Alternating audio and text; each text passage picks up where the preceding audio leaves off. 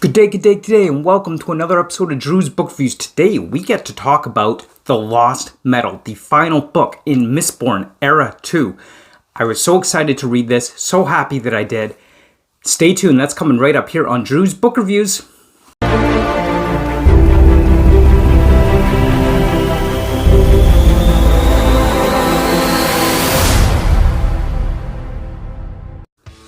Alright. Thank you so much for tuning into this review of The Lost Metal by Brandon Sanderson. This is the final book in Mistborn Era 2. So as a heads up, this video will contain spoilers, but I'll try to keep the first part of it spoiler free before we move on to the spoiler segment. But also, if you have not read Mistborn Era 2, this is the final book in the series, so there will be spoilers for the series as a whole leading up to this book as we get into the non-spoiler part of the final book, Book 4 of Era 2. So just be aware of that. If you've not read the Mistborn Era 2 yet, definitely do that, then come back to this video and check it out. Also, of course, you could follow me on my Bookstagram. I'll have my Discord link down below as well. And let's talk about Mistborn Era 2, final book, The Lost Metal, also known as the Wax and Wane series. So let's get into it. So for this book, normally I would read the physical copy first before reading in any other format, but I don't have the physical copy. So I am waiting until the physical copy comes out in paperback so that I could go ahead and get them all together in the same format, because honestly, different formats for books within the same series just drive me nuts. But that's a whole nother video. We could talk about stuff like that. But anyway, let's talk about The Lost Metal. So if you haven't read Mistborn, the whole idea behind Mistborn is it's one of many planets within the greater Cosmere that Brandon Sanderson has created. The Mistborn universe or world specifically takes place on a planet under the name of Scadrial. So its metal system, or rather its magic system, is based on the consumption and burning of different metals, and metals are highly involved. And there's a few different types of magic. So there's feruchemy. There's also allomancy as well. Allomancy is the burning of the metals to exhibit different types of powers, whereas feruchemy gives you the ability to store powers within certain metals and draw upon them when needed. So for example, you could store health and then draw health if you need it when you've become injured, allowing you to heal quickly. And then there's also hemalurgy, which also involves metals, but this involves the inserting of spikes into your body to imbue you with powers. But with hemalurgy, it takes some power from the person it was taken with. So it's kind of a mixed bag of different types of metallic magic, I guess you could say. 3 primary magic systems, all based around metals, and different metals giving different powers. So within this book, well, of course, we have Wax and Wane, and of course we also got Mercy and Steris, and then of course the god Harmony. Now Wax has this love-hate relationship essentially with the god Harmony. He doesn't want to be God's tool anymore. This is 6 years after the events of the Bands of Mourning. He's a politician now, he's in the government, he has a family he's trying to raise, he doesn't want to be involved in this. But the events with this set, the secret organization of earlier books where people were being kidnapped for mysterious purposes, and it's thought that they were being taken for the purpose of creating allomancers, because everybody that had been kidnapped and disappeared had allomantic heritage or genetic family history of allomancy, or were allomancers themselves. And so they were being kidnapped, taken away, and they just disappeared. We don't know what actually happened to those people from earlier books. Well, this book continues that storyline with regard to the set, the secret organization, which is actually worshipping this god Trell, which seems to be new to this world. So we have Wax and Wane, Steris and Mercy. Steris is the wife of Wax. She is someone who abundantly organizes everything. She has this personality trait where she has to over-prepare for every conceivable eventuality. And while people tend to think she's a bit odd with her over-preparedness, it always seems to come in handy. And she always has solution, tools, and resources in place for the situations that come up that if it were anybody else, nobody would be prepared for. So that's kind of her role in this story, where she is the one that is preparing and being ready for anything, as she helps Wax navigate through the politics of the world that they find themselves in at this point, and trying to figure out what's going on. And basically what we're looking at here is this has been set up where there's a war between Elendil and the cities of the basin is brewing. It hasn't started yet, but this war is coming. And so we're trying to work together to kind of bring about a safe resolution to all this so that we can minimize any potential damage. The cities of the basin are wanting to become independent from Elendil, and so there's this political balance that has to be played. But in addition to that, of course, we've got a threat from the rest of the world. So all the previous books leading up to this set this up so well for this final epic conclusion. And one thing that we have discovered here, now this isn't a spoiler, this is integral to the plot, so at least I don't feel it's a spoiler anyway, and that's during Wax's investigations, they discover this new type of explosive that has the power to potentially destroy the entire city of Elendil.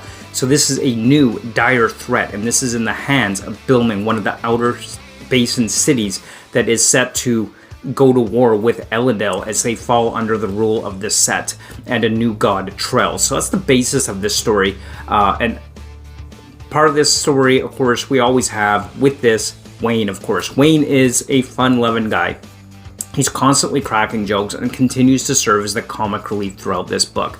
And I really enjoy that aspect of it. In fact, I really like that aspect of Wayne's character. That's always a fun aspect or fun character trait that Wayne has that I've always enjoyed with that. And of course, Marcy as well, being his investigative partner, is always just trying to keep Wayne on track and get him back to focusing on what's really important as they investigate the Set and try to figure out what happens. And of course, conflict inevitably arises between Elendil and Bilming and the Bilming police, and Elendil investigation and police coming to a head in conflict with that. So at this point, we are going to get into some spoilers because I just want to talk a little bit about some of the things that I absolutely loved about this book with regard to the greater Cosmere connections. So I will say right now, this is where we are going to enter spoiler talk. So if you haven't read this is a good place to pause it, come back after you read the book, and then join me back here. So some of the things that I love the connections in this. First of all, we have the Kandra, who's going to be shifting between worlds in the Cosmere, which is really cool because Harmony and the immortal Kandra is being recruited to be a world hopper effectively. And that is just really cool, and I'm looking forward to seeing how that plays in. In fact, I'm looking forward to seeing if this Kandra shows up in some other works, like maybe some future Stormlight books or a sequel to Elantris, for example, which I suspect might just happen, a sequel to Elantris where the Kandra show up on Cell, because we actually have a lot of connections to Cell within this book series as well. One of them being, of course, we have the Seance from Cell, as well as the Soul Stamps make an appearance in this book as well. And I absolutely love that. In addition to that, we got the Ghost Bloods coming through as well. If you've read the Stormlight Archive, you already know about the Ghost Bloods. Well, Marcy gets recruited into the Ghost Bloods, or rather the Ghost Bloods tried to recruit Marcy.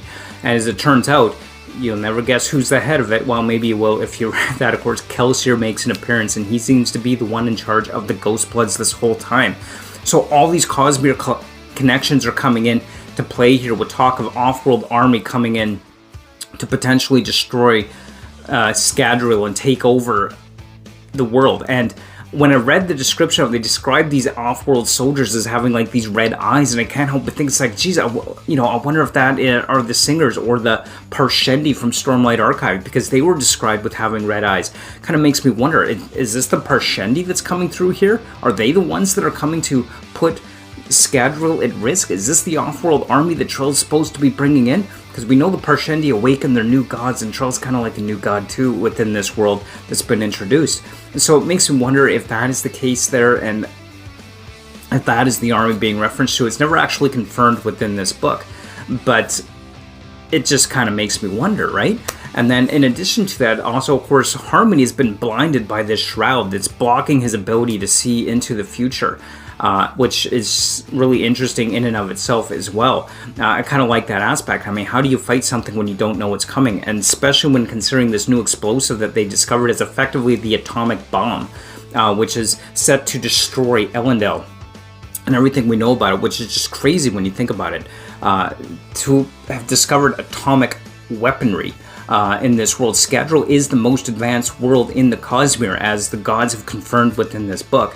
and the technology continues to advance. And I love seeing that, because most fantasy, they're always stuck at the same level of technology, and they never really seem to advance much within the whole epic scope of these worlds. So having this Cosmere and this world that is advancing from the medieval level of technology we see in Era 1 to like the late 1800s, even early 1900s in Era 2, where we have like steam engines, and we have electric lights, and we have photography, and we have cars.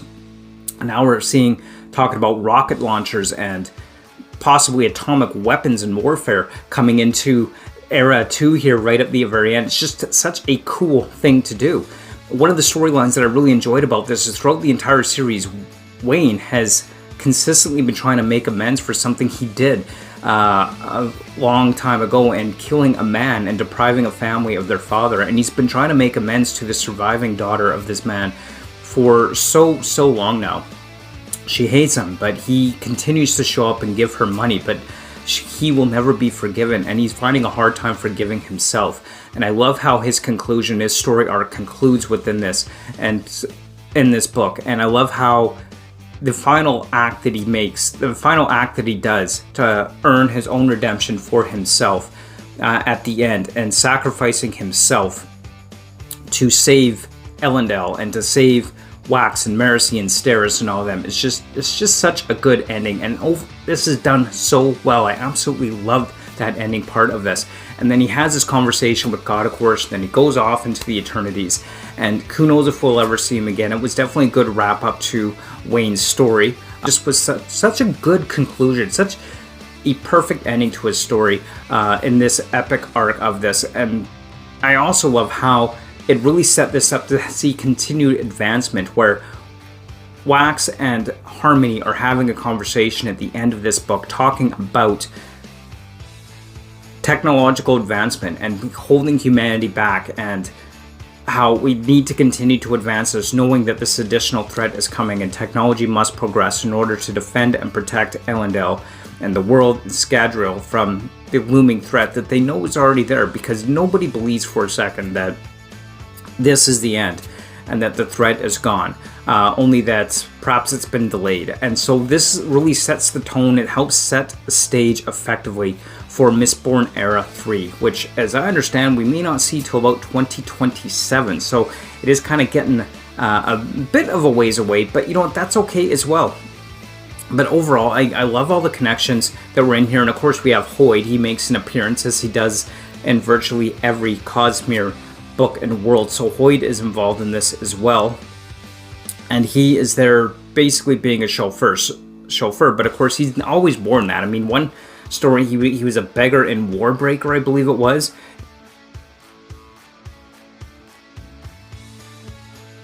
You know, Hoid showed up, of course, here in Scadrial as well in this series as a chauffeur of all things. So he's always taken on these different personas of who he is and what he's actually doing. Nobody really knows at this point what Hoid's ultimate objective is, but he's always making an appearance throughout the Cosmere. So he's one of those world hoppers that we don't really know a whole lot about him or what his objectives are.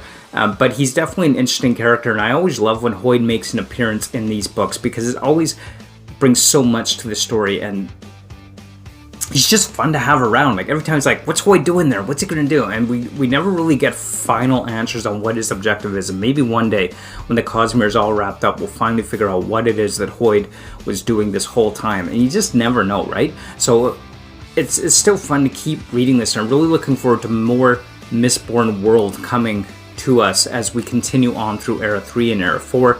That is going to be really exciting. I'm so happy with The Lost Metal. I'm so glad I got the opportunity to read The Lost Metal on the day of its release, and it was just such a fantastic book.